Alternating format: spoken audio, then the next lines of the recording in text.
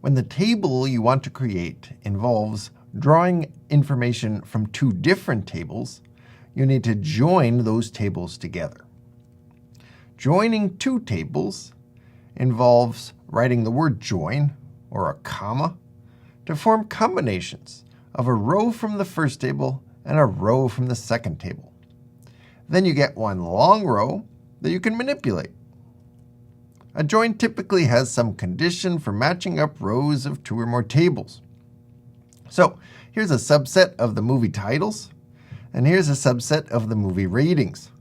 They're in different orders, and they don't even all match up. So there's stuff over here that doesn't show up over here, and vice versa. What does match up is that the movie Hamilton, with this title ID, appears here with a rating of 8.3. And the Two Popes appears down here with a rating of 7.6. If I want to create a table that shows me the title and the rating together, I need to join the information in these two tables by writing from titles join ratings. Those are two different tables.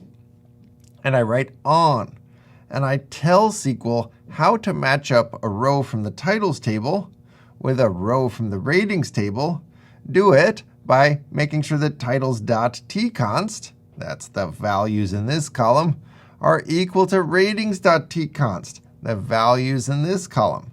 That will find pairs of a row from A and a row from B that match this condition and give me the following result. So here we're matching up a row from titles with a row from ratings, and here are the results from these two examples where the Two Popes is matched up correctly with its rating, and the Hamilton movie is matched up correctly with its rating. Select star shows me all of the columns that result in the join, and that's all of the columns from the first table and all the columns from the second table. So I get a 6-column table. That's typically not what I want. For example, it has two different tconst columns, and the values always match. So that's redundant. So next, we'll think about how to select just particular columns of the joined table. First, a bit about the syntax. You can write from table join some other table on some condition. That's very typical. So if we had a big titles table and a big ratings table, we might want to limit the results. But here, we're selecting just two columns. I want just the title and average rating, and then I see the title from the titles table, the average rating from the ratings table, all together in one table because I joined them. Now, why is it the case that this rating goes with this title? SQL doesn't work that out for you. You have to explicitly say that I want the rating to go with the title by making sure that the tconst value in the row from the titles table is equal to the tconst value in the row from the ratings table. There's a second syntax that you'll see out there in the wild, so you got to know about it. Instead of writing the word join, you can write a comma. Also, you don't have to write on. This is actually just a where condition, and so you could write where instead. So I could say the same thing with select title, comma, average rating from titles, comma, ratings. What's this comma doing? It's a join. And what happened to on? I called it where. Does the same thing. This explicit syntax with the word join and on is much more common, but you'll find plenty of commas out there on the internet, and so it's a good idea to know both forms. Let's take a quick glance at what happened there.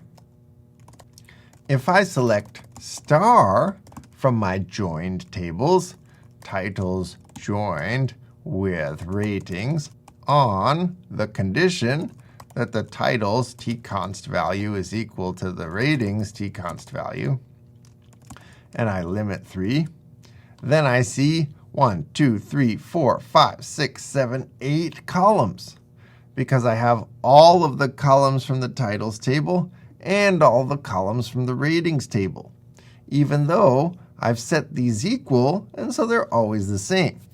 tconst plays an important role in making sure that the row from the titles table and the row from the ratings table match up. They're talking about the same movie. Otherwise, you might get the wrong rating matched with the wrong movie, and that doesn't help you at all. So you need to have these tconst values to match things up and perform the join. But after you've performed the join, you do not need to keep that information around. You could just look at the title and the average rating, and you could also perform other operations like ordering by the number of votes. So these are the movies in our data set with the least number of votes. How about the ones with the most number of votes? Well, in that case, we just go in descending order. People really like The Shawshank Redemption, so they voted for it a lot, and it has a very high rating.